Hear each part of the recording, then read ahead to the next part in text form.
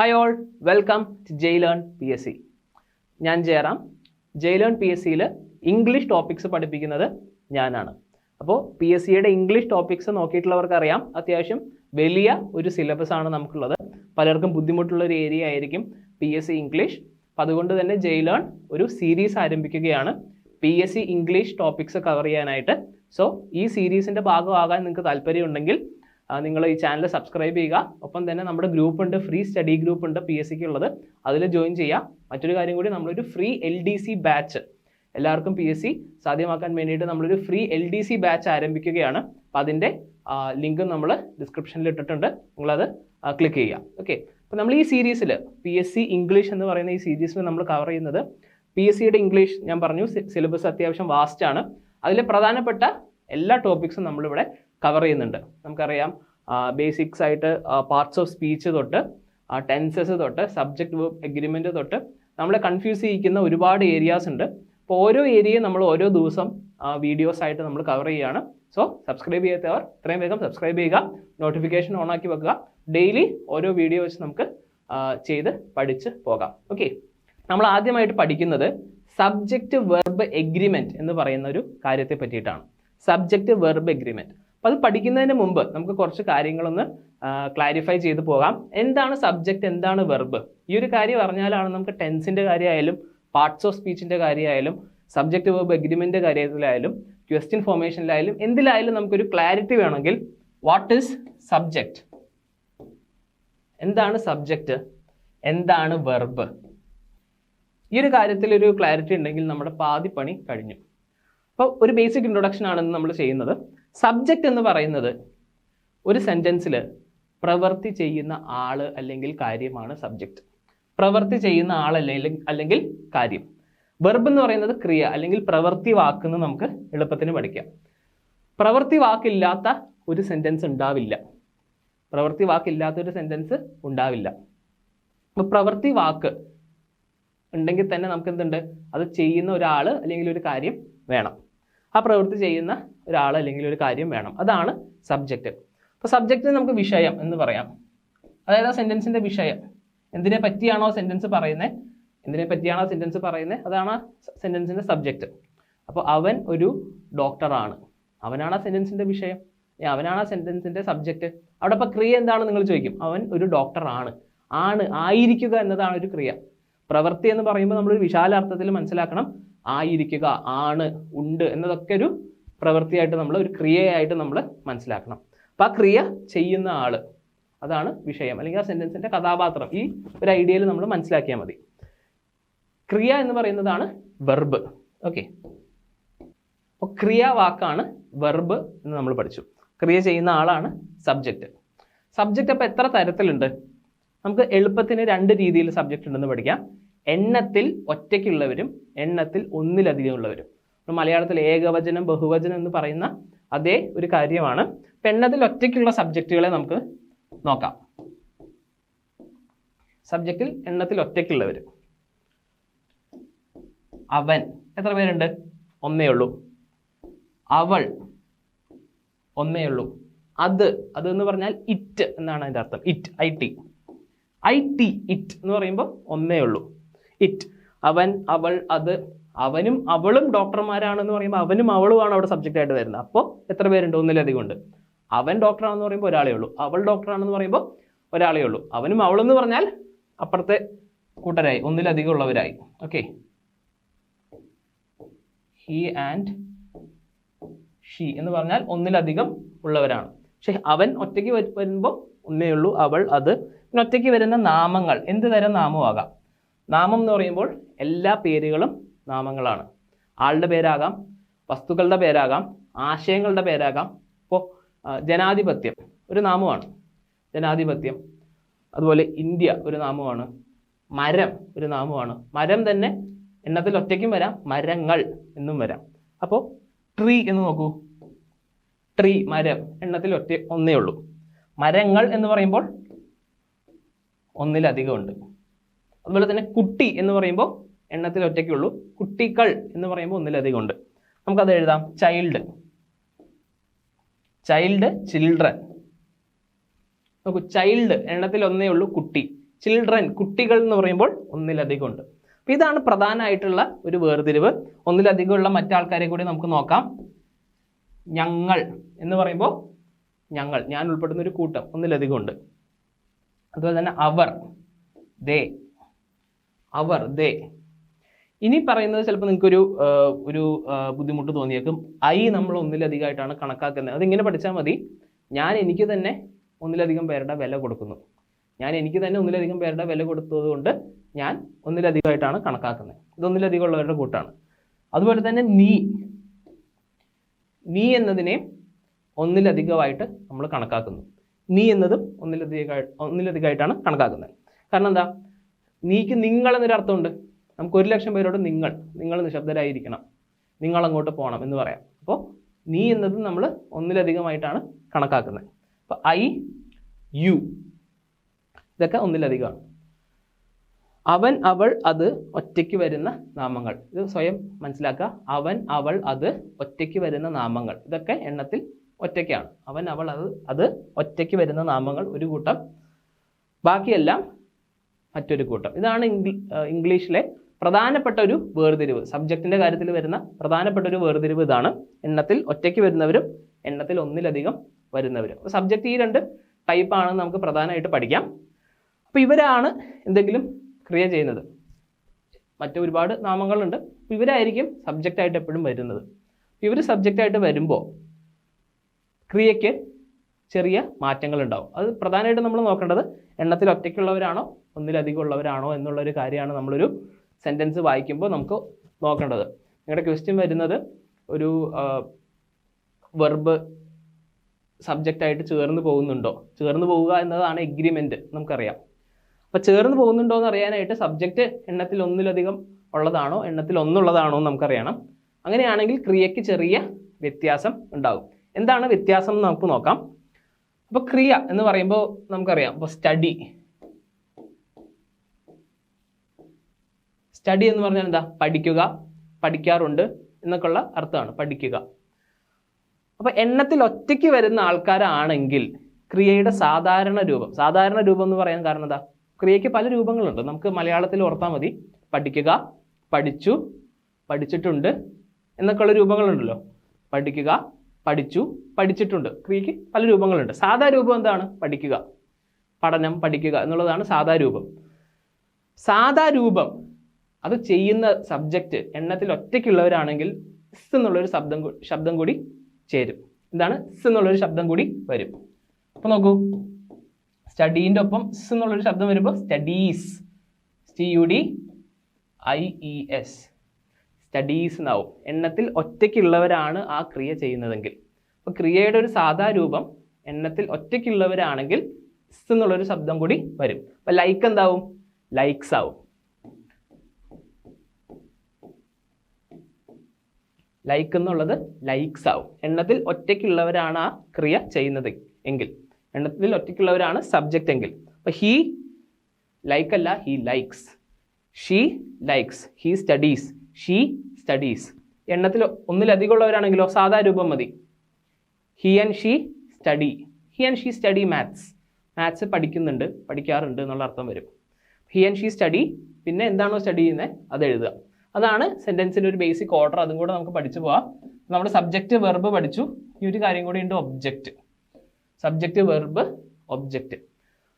Subject verb നമ്മൾ പഠിച്ചു. ഒരു സെൻറ്റൻസ് ഇംഗ്ലീഷിൽ എഴുതണമെങ്കിൽ അടിസ്ഥാനമായിട്ട് നമുക്ക് വേണ്ട ഒരു ഓർഡർ, വാക്യങ്ങളുടെ ഒരു രൂപം, വാക്യങ്ങളുടെ ഒരു ഘടന എന്ന് പറയുന്നത് അടിസ്ഥാനമായിട്ട് സബ്ജക്റ്റ് വെർബ് ഒബ്ജക്റ്റ്, ഈ ഒരു ഘടനയാണ് നമുക്ക് വേണ്ടത്. സബ്ജക്റ്റ് ഈ പറയുന്ന എന്തെങ്കിലും ആയിരിക്കും. വെർബ് നമുക്കറിയാം, ക്രിയയെ സൂചിപ്പിക്കുന്ന വാക്കുകളാണ് വെർബായിട്ട് വരുന്നത്. സബ്ജക്റ്റ്, വെർബ്, പിന്നെ ഒബ്ജക്റ്റ്. അപ്പോൾ നമ്മൾ സബ്ജക്റ്റ് വെർബ് എഗ്രിമെൻറ്റിൻ്റെ ഒരു കാര്യമാണ് നമ്മളിപ്പോൾ പഠിച്ചത്. സബ്ജക്റ്റ് എണ്ണത്തിൽ ഒറ്റയ്ക്ക് ഉള്ളവരാണെങ്കിൽ എന്ത് വരും? സബ്ജക്റ്റ് പ്ലസ് വെർബ് എന്ന് വരുമ്പോൾ ഹീ ലൈക്ക് അല്ല, ഹീ ലൈക്സ് എന്ന് വരും. ഷീ ലൈക്സ് എന്ന് വരും. ഇറ്റ് എന്ന് പറഞ്ഞാൽ പൊതുവേ നമ്മൾ ആളുകളെ അത് നമ്മൾ പറയില്ല. മൃഗങ്ങളെയൊക്കെ നമ്മൾ അത് എന്ന് പറയും, അല്ലെങ്കിൽ സാധനങ്ങളെ നമ്മൾ അത് എന്ന് പറയും, വസ്തുക്കളെ അത് എന്ന് പറയും. അപ്പോൾ ഇറ്റ് ലൈക്ക് അല്ല, ഇറ്റ് ലൈക്സ്. ഓക്കെ. അല്ലെങ്കിൽ ഇറ്റ് വർക്ക് അല്ല, ഇറ്റ് വർക്ക്സ്. അത് വർക്ക് ചെയ്യുന്നുണ്ട്. ഇപ്പോൾ നമ്മൾ വീട്ടിലെ മിക്സിയെ പറ്റിയോ അല്ലെങ്കിൽ വാഷിംഗ് മെഷീനെ പറ്റിയോ പറയുമ്പോൾ ഇറ്റ് വർക്ക്സ്, വെൽ, നന്നായിട്ട് വർക്ക് ചെയ്യുന്നുണ്ട്. വെൽ, വെൽ ഡൺ, അതിലെ well. It works well. Tree, ട്രീക്ക് സൺലൈറ്റ് ഇഷ്ടമാണ് എന്ന് നമ്മൾ പറയാണ്. ട്രീ ലൈക്ക് അല്ല, tree likes sunshine. Okay, sunlight. Child like അല്ല, likes. Child likes chocolate. Child likes chocolate. അപ്പോൾ നോക്കൂ, ഹി ലൈക്സ്, ഷീ ലൈക്സ്. അപ്പോൾ എന്ത് ക്രിയാവാക്കിൻ്റെ ഒപ്പം സാധാ രൂപം ആണെങ്കിൽ, ക്രിയയുടെ സാധാ രൂപമാണെങ്കിൽ ഒരു സ് എന്നുള്ളൊരു ശബ്ദം കൂടി അതിനെ ചേർക്കണം. സ്റ്റഡി സ്റ്റഡീസ് ആവും, ലൈക്ക് ലൈക്സ് ആവും, വാക്ക് വാക്സ് ആവും, ടോക്ക് ടോക്സ് ആവും, സിങ് സിങ്സ് ആവും, ഡാൻസ് ഡാൻസസ് ആവും. ഓക്കെ, ടെല്ല് ടെൽസ് ആവും, ലിസൺ ലിസൺസ് ആവും, സിങ് സിങ്സ് ആവും, ടീച്ച് ടീച്ചസ് ആവും. എന്ത് ക്രിയാവാക്ക് എടുത്താലും അതിൻ്റെ സാധാ രൂപം അത് ചെയ്യുന്നത് എണ്ണത്തിൽ ഒറ്റയ്ക്കുള്ള ആൾക്കാരാണെങ്കിൽ, എണ്ണത്തിൽ ഒറ്റയ്ക്കുള്ള ആരൊക്കെയാണ്? അവൻ അവൾ അത് ഒറ്റയ്ക്ക് വരുന്ന നാമങ്ങൾ. സ്വയം പറഞ്ഞു നോക്കുക. അവൻ അവൾ അത് ഒറ്റയ്ക്ക് വരുന്ന നാമങ്ങൾ. നാമങ്ങൾ ഏതുമാകാം, ആളുടെ പേരാകാം. ഇവിടെ രോഹൻ എന്ന് എഴുതുകയാണ്, ഒന്നേ ഉള്ളൂ. ഒന്നിലധികം വരുന്ന നാമം ഏതായിരിക്കും? അപ്പോൾ രോഹനും മറ്റാൾക്കാരും, രോഹനും എബിയും, രോഹനും ജോണും എന്ന് പറഞ്ഞ ഒന്നിലധികം വരുന്ന ഒരു കൂട്ടവും എണ്ണത്തിൽ ഒറ്റയ്ക്ക് വരുന്ന ഒരു കൂട്ടവും. ഇതാണ് സബ്ജക്റ്റിൻ്റെ പ്രധാനമായിട്ടുള്ള ഒരു വേർതിരിവ്. നാമങ്ങളുടെ കാര്യത്തിൽ പ്രധാനമായിട്ടുള്ള ഒരു വേർതിരിവ് ഇതാണ്. അപ്പോൾ എണ്ണത്തിൽ ഒറ്റയ്ക്കുള്ളവരാണ് വരുന്നതെങ്കിൽ ക്രിയാവാക്കിൻ്റെ സാധാ രൂപത്തിനൊപ്പം എന്തുകൂടി വരും? സ് എന്നുള്ളൊരു ശബ്ദം കൂടി വരും. വാക്ക് വാക്സ് ആവും. അപ്പോൾ ഹി വാക്സ് എവറി ഡേ, എല്ലാ ദിവസവും. അപ്പോൾ അത് നമ്മൾ പഠിച്ചു. സബ്ജക്റ്റ്, വെർബ് നമ്മൾ പഠിച്ചു. ഇനി ഒരു ഒബ്ജക്റ്റ് എന്നുള്ളൊരു കാര്യമുണ്ട്. എന്താണ് ഒബ്ജക്റ്റ്? വെർബിൻ്റെ അടുത്തത് എന്താണെന്ന് ചോദിച്ചാൽ മതി. അപ്പോൾ നമുക്ക് നോക്കാം. സോ ഇനി നമുക്ക് ഒരു സെൻറ്റൻസ് എങ്ങനെയാണ് ബേസിക് ആയിട്ട് ഉണ്ടാക്കേണ്ടത് എന്ന് നോക്കാം. സബ്ജക്റ്റ് നമ്മൾ പഠിച്ചു, ക്രിയ ചെയ്യുന്ന ആളാണ്. വെർബ് ക്രിയയാണ്. പിന്നെ ഒബ്ജക്റ്റ് എന്താണ്? ഒബ്ജക്റ്റ് എന്താണെന്ന് നമുക്ക് ഈ ഒരു കാര്യം നോക്കുമ്പോൾ മനസ്സിലാവും. വെർബിൻ്റെ അടുത്ത് നിങ്ങൾ എന്താണ്, ആ വെർബ് ക്രിയ എന്താണെന്ന് ചോദിച്ചു കഴിഞ്ഞാൽ അതിനുള്ള ഉത്തരമാണ് ഒബ്ജക്റ്റ്. അപ്പോൾ അവൻ പഠിക്കുന്നു. എന്താണ് പഠിക്കുന്നത്? PSCക്ക് അല്ലെങ്കിൽ PSCക്ക് വേണ്ടി എന്നുള്ളതിനാണ് ഫോർ ഉപയോഗിക്കുന്നത്. ഓക്കെ, ഫോർ, വേണ്ടി എന്നുള്ള അർത്ഥമാണ് ഫോർ കൊണ്ട് നമ്മൾ ഉദ്ദേശിക്കുന്നത്. അപ്പോൾ ഹി വരുന്നത് കൊണ്ട് നമുക്കറിയാം സ് എന്നുള്ളൊരു ശബ്ദം വരും. ഈ രണ്ട് കൂട്ടരാണെന്ന് നമ്മൾ പഠിച്ചു. രണ്ട് തരം ആൾക്കാരാണ് ബേസിക് ആയിട്ടുള്ളത്. രണ്ട് തരം സബ്ജക്റ്റുകളാണുള്ളത്. ഇത് അടിസ്ഥാനമാണ്. രണ്ട് തരം സബ്ജക്റ്റ് ഉണ്ട്. എണ്ണത്തിൽ ഒറ്റയ്ക്കുള്ളവർ, എണ്ണത്തിൽ ഒന്നിലധികം ഉള്ളവർ. എണ്ണത്തിൽ ഒറ്റയ്ക്കുള്ള സബ്ജക്റ്റ് ആകുമ്പോൾ ക്രിയാവാക്കിൻ്റെ സാധാ രൂപത്തിനൊപ്പം ഒരു സ് എന്നുള്ളൊരു ശബ്ദം കൂടി ചേർക്കണം. ഷീ സ്റ്റഡി അല്ല, ഷീ സ്റ്റഡീസ്. ഇറ്റ് വർക്ക് അല്ല, ഇറ്റ് വർക്ക്സ്. ജോൺ ഒന്നേ ഉള്ളൂ, അതുകൊണ്ട് തന്നെ സ്റ്റഡി അല്ല, സ്റ്റഡീസ്. ചൈൽഡ് കുട്ടി ഒന്നേ ഉള്ളൂ. ചൈൽഡ് ലൈക്ക് അല്ല, ലൈക്സ്. എല്ലാത്തിനും ഒരു സ് എന്നുള്ളൊരു ശബ്ദം നമ്മൾ ആഡ് ചെയ്യണം. എണ്ണത്തിൽ ഒറ്റയ്ക്കുള്ളവരാണത് ചെയ്യുന്നതെങ്കിൽ. എണ്ണത്തിൽ ഒന്നിലധികം ഉള്ളവർ, I, you, we, they, children, John and AB.